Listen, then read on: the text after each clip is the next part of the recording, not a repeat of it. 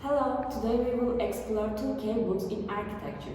We reviews the 10 books on architecture and Ramsey experiencing architecture, while we review set the foundations of architecture. Ramsey focuses on how we experience space. Let's dive in. Sena Rasmussen, in his book Experiencing Architecture, first talks about the difference between architecture and other visual arts. Architecture has some common points with painting and sculpture, but it is different because it must be functional. If a building isn't useful, its beauty doesn't matter.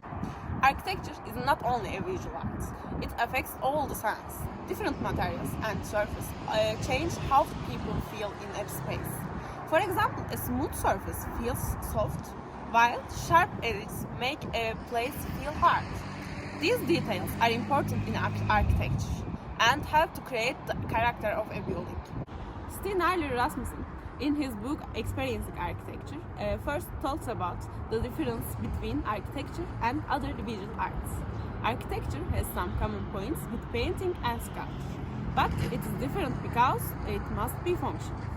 If a building isn't useful, its beauty doesn't matter. In the introduction, Rasmussen highlights an important mistake made in the 19th century. At that time, architects thought they could create good buildings by copying admired buildings from the past. However, the author says this idea is wrong. For example, a facade that is meaningful in Venice loses its context in another city. Therefore, architectural designs must be adapted to their surroundings and the prevailing conditions of their time. Rasmussen compares architecture to theater production in several ways, because the architect is the one who plans our living places and shapes our surroundings. However, this role is challenging since the actors of the architect, meaning the users, are ordinary people. The architect must understand their natural behaviors, cultural connections, and habits. Otherwise, the project may fail. The design considered appropriate in one cultural generation may lose. Its realization and understanding the nature of architecture requires considering the creative process. Architectural works are not individual art pieces directly. Produced by the artist, the architect remains in the background, guiding the process. Drawings are not artworks by themselves, but rather a set of instructions to bring a building to life. In this way, the architect, like a theater producer, stays the right, displays, and ensures the realization of the author. Also highlights cultural experience spaces. Children primarily explore the physical characteristics of a space. Perceiving is by experiencing elements such as hardness of walls or the slope of the floor. Such experiences are essential for understanding the combination aspects of architecture.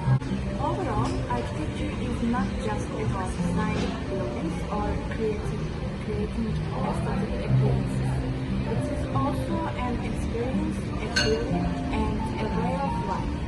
While it is difficult to define clearly, it is possible to convey this experience, draw works, and help others feel the art. This is the author's main purpose. An architect must have knowledge of many different disciplines and combine them with their own experience and architectural perspective to develop expertise. Practice and theory are inseparable for an architect. Reviewers state that those who possess only one of these are no different from someone chasing a shadow. An architect should be knowledgeable in astronomy, physics, geometry, and philosophy, among many other fields. Reviewers emphasize that an architect must be both naturally talented and eager to learn.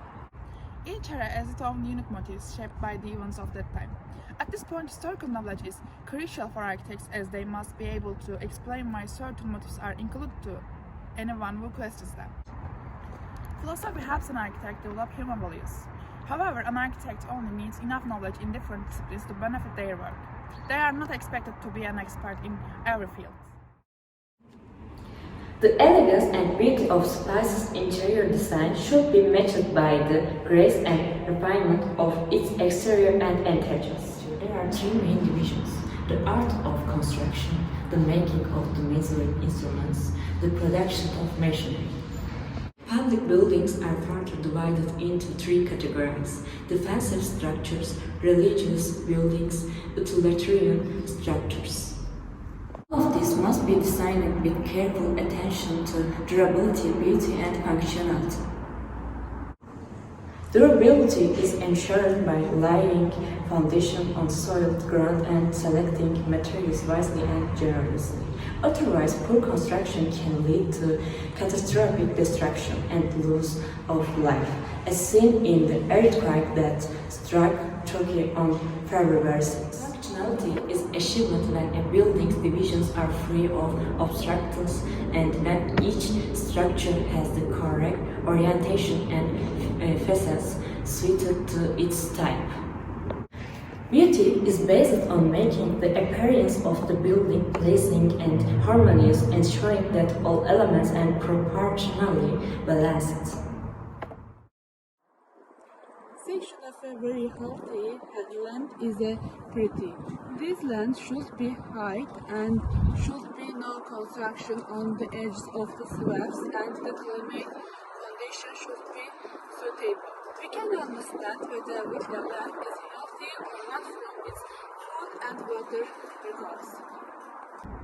Materials mentioned the thickness of the walls and the construction of the sections in the accordance with the situation in the towers and walls we built for defense purpose.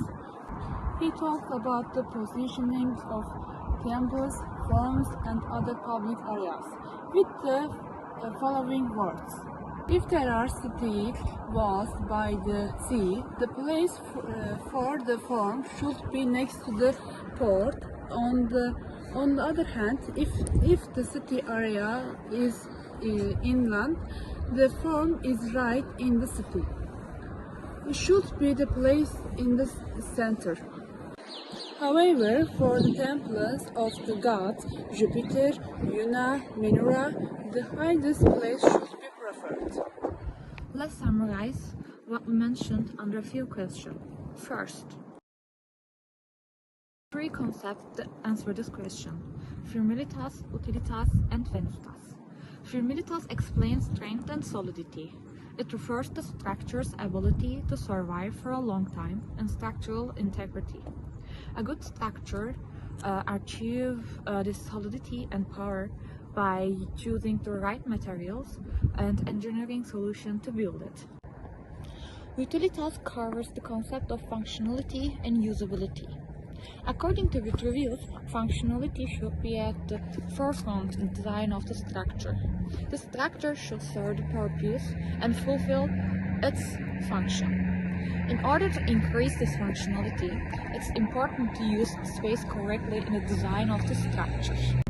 The other concept with venustas is explained with aesthetic and beauty. Vitruvius argues that the structure should have an also aesthetically pleasing appearance after its functionality. This beauty should be provided with correct proportion, symmetry, and aesthetic understanding. Second question. According to Rasmussen, architecture should not only build physical structure, but also examine the emotional, physiological, and physical relationship that people establish with space. Space is not only a functional effect, it also carries meaning, creates emotional bond, and mental effects. In this context, the purpose of architecture is not only to build buildings, but also to add meaning and solitude by deepening the experience of space. As a result, Vitruvius has a technical and functional focused approach. The function and physical durability of structures are at the forefront. The human body is used mathematically and physically to ensure proportion. In contrast, Rasmussen's human experience approach conflicts with Vitruvius.